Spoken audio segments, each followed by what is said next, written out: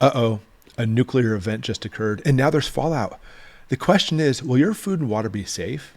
I'll tell you right now, it depends. Stay through this video. I'll give you vital information so obviously you don't die from radiation poisoning. First off, rest assured that any food and water you have, like in stockpiles, that's like in your basement, etc., the fallout doesn't come in contact with is going to be perfectly safe. You don't have to worry about that at all. Even if radiation hits it, it's either going to go right through it. Either way, the food's not going to become like radioactive. Think about it that way.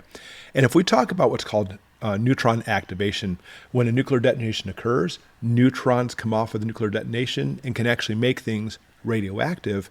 And that may be the case with some of your cans and such, but here's the thing. If you're looking at like the blast zone and the firestorm, all the things that takes place in the area where obviously there's like catastrophic mayhem, that's usually is on the most part of the distance, the neutron activation occurs anyway. There is some from the fallout we'll talk about in a little bit, but don't worry about too much about radiation getting into your food as long as the food container is sealed or possibly it's in your basement or attic. Let's talk more about that. Okay, food and water in containers that come in contact with fallout. So let's say you were coming in the house, you had a case of corned beef hash and you're taking it in the house, and all of a sudden it happens, you run in the house and leave it out there, and now there's fallout all over on top of those cans of corned beef hash. Or any food for that matter, obviously, in canned food. The fallout will produce some neutron activation, and it could conceivably make those cans radioactive. If it's aluminum can, we're only talking about it'll stay radioactive for a few minutes. If it's like some kind of like iron-based can, some kind of like stainless steel, for example, we're looking at a couple months. But even with that, the amount of radiation coming off of that can is going to be relatively minimal. You want to limit your time with that can. In other words, pick it up really quick, get your food out of it, pour your food on your plate, and then get rid of the can.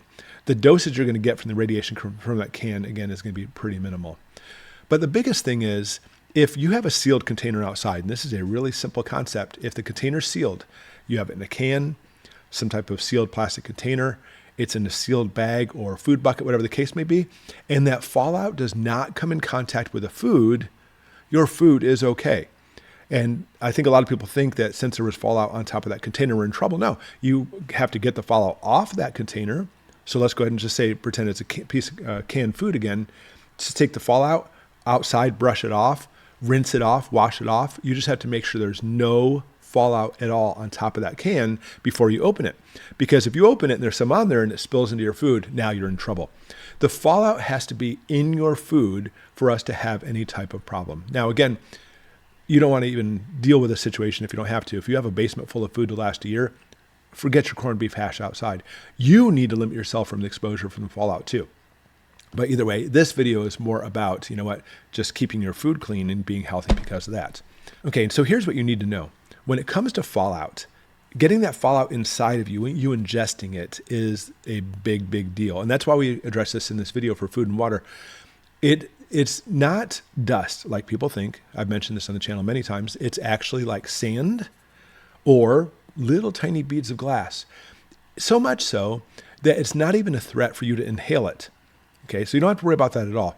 But those little pieces of sand, radioactive sand, think of it that way, or radioactive pieces of glass, think of it that way too, little beads, in your food obviously is catastrophic. And why? Because obviously once you eat the food, you now have that radioactive material inside of you. And depending on how your body metabolizes that sand or glass, hopefully a lot of it will just come out the other end in a day or two. Even then it's problematic, because understand, while it's sitting in your stomach, while it's in your digestive tract, it's releasing radiation inside your body constantly. And when we look at radiation, we always look at the amount of time you have and the dosage and the distance. All three of those are really bad in this situation because it's spending a lot of time inside of you. The distance, it's right inside of you, and the dosage is going to be relatively high because fallout is ridiculously radioactive. So having any food with any radioactive material obviously could be catastrophic, even more so, especially when it comes to plants. But we have the ability of taking that radioactive material and absorbing it into our tissue. So there is no letting it come out the other end in a couple of days. It's going to be with you for the rest of your life, which unfortunately is probably not going to be very long, for the fact that you're probably going to have some kind of cancers and everything popped up because of this. That's not just us though.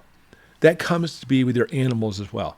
So let's say you're on a homestead, you got in your house, you got away from the radiation and such. That's a different video. We'll talk about shielding and distance. We've talked about that before on our channel. but you have animals outside. Maybe you have some chickens, maybe you have a cow. If those chickens or if that cow are outside feeding from the ground where that fallout's at, they're as good as gone. I mean, yes, they're going to die. They're going to die from the radiation, but even more so, you cannot eat that meat because, remember, I just told you, some of that fallout material, you'll absorb it in your tissue.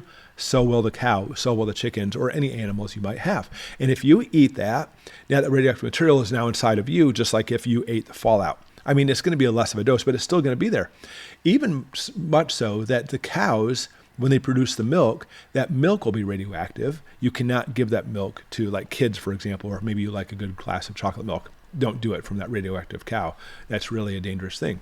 So we have to worry about not only fallout coming in us, but fallout coming in our animals too. Now, if you have a barn and you have a cow living in the barn and you have enough hay for the cow and alfalfa and everything, and none of the fallout came in the barn, you're going to be fine. The cow will probably be fine too. Again, different video will talk about if the cow's right here and here's the wall and there's fallout right outside, he's probably getting, or she anyway, is getting a dose of the radiation from there.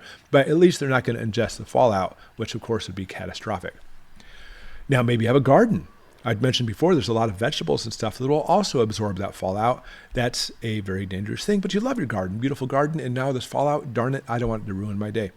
If you can find some kind of plastic sheeting that's waterproof and you know the fallout's coming, you have 15 minutes, you put the sheet over it, and all that fallout goes only on the plastic, wait for a heavy rain to wash it away.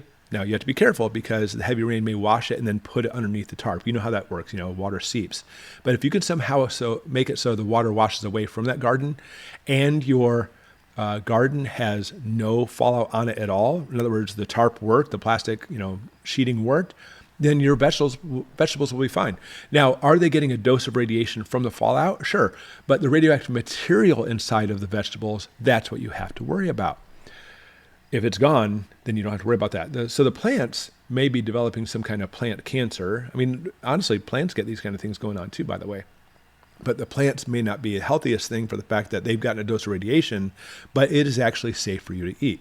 If you can make that situation happen where when you rinse off or the rain washes off all that fallout, it doesn't go underneath the tarp back onto the plants, which again, that kind of thing happens. Okay, now maybe you have a bottle of water that was left outside. Same thing with the food. If it's a sealed container, you're fine. But it's interesting when it comes to water. And especially when we talk about neutron activation, the neutron activation in this case can actually make the water itself radioactive. It turns into a form called tritium. And the tritium, we call it heavy water. So there is a possibility, albeit a slight possibility, that when the fallout gets near your water bottle, it'll turn that water radioactive. Now, the radioactive decay of tritium, the heavy water, is actually very light and minor, but if you drink enough of it, it can still cause damage inside of you as well. That is something to think about. Now, of course, in this situation, we always have to worry about as well, maybe you have an open well.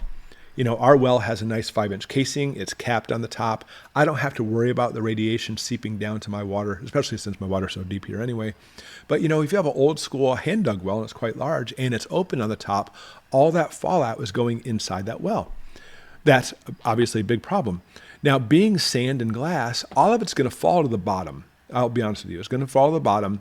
So the odds of you scooping it up with, I'm picturing an old school open well with like a bucket, you know what I'm saying? But anyways, if you scoop up water in there, there's obviously a chance you'll get that fallout, but more than likely the fallout's going to be toward the bottom of the well. The problem is this. How many gallons are in that well? 100? A few hundred? And as the fallout radiation at the bottom is making the water turn to heavy water, and through simply just diffusion of the water through the whole process, osmosis type stuff, as the water moves around, it's going to make overall all that water in that well radioactive, being tritium or heavy water. Now, in reality, I'm going to tell you right now, the odds of it really truly hurting you is probably not that good as long as you're not scooping up the fallout material itself. But in this case, if you have alternate water source, go with that instead of actually doing that. Now, can you have some type of filter apparatus? If you are scooping up water and it possibly might have fallout in the water, yes, you can simply put it through a charcoal filter. It'll stop those particulates, great. But the heavy water itself will still be heavy water. There is not a water filter on this planet that'll stop heavy water. And you drink that, you're now getting that heavy water in you, again, over a long period of time. That's where you have to worry about it. Now, when we talk about large bodies of water, like a reservoir, maybe you live in a town and all your water comes from a reservoir just a few miles up the road. Of course, that reservoir just got a huge dose of fallout coming in the water, not to mention rain will push it in there as well. But since it is made out of sand and glass, it's going to fall upon the reservoir. And reservoirs, when they take the water to your house, doesn't take it from the bottom. So the odds of that water being radioactive coming from the reservoir is practically slim and none. You'll find that the government, that we trust and love, by the way, may really literally make it so they'll tell you don't drink the water because possibly it might be contaminated. But again, if you take that water, run it through a charcoal filter, even like a Berkey will work just fine for this, then it'll actually protect you from any particulates in there. Granted, that charcoal filter will become radioactive over time, but that is something you can possibly do. Because remember, it's not dust. As the fallout falls to the bottom, it doesn't diffuse in the water. It's not like up here, it's always going to be at the very bottom. And by the way, somebody asked on a live stream, well, is that a problem with fish? Even with bottom feeders, it's actually a problem with all fish. If you have fish swimming in the reservoir and they see a little dot floating down from the surface, they'll eat it. Fish will catch things falling down because they usually think it's organic matter. And more than likely, all the fish in that entire reservoir are going to die from radiation poisoning. But you and me don't have to worry about it so much because the water coming to us, odds are it's not going to be radioactive. Okay, so ultimately, long story short, if your food does not come in contact with the fallout, if your water doesn't come in contact with the fallout, you should be just fine. For me and my family, what we do to be on the safe side, though, is we have a Geiger counter. I've mentioned this on the channel many times. I've actually had a lot of people on the channel purchase one and are exceedingly happy with it. It's a very good Geiger counter that actually has a logger you can plug in your computer to see what's going on over time. And it's actually relatively inexpensive. I'll put a link for this below. Because when it comes to us and our family, if I have food stored in my basement, I'm not going to worry about that food at all. But we have chickens, for example, in the yard. And if we want to make sure the chicken is actually not radioactive, we want to butcher a chicken because, you know what? If a nuclear event occurs, we're talking about probably long-term major problems. Electricity being out, by the way, possibly for years at the very least. We want to make sure that the food we bring in is going to be edible for us. So the chicken, maybe a chicken got out for a little bit, we butcher the chicken. My Geiger counter is going to tell me if it's radioactive.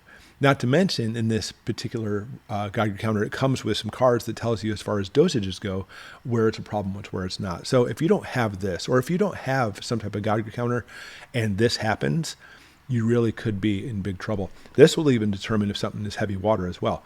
Mind you, here's water. You have to put it very close to the water to make sure if you're going to detect if it's heavy water or not, but it'll still do it for you.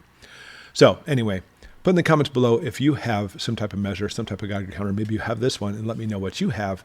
And hopefully this will never happen. But you know what? Having this and learning everything we can in the meantime, it's better to be safe than sorry.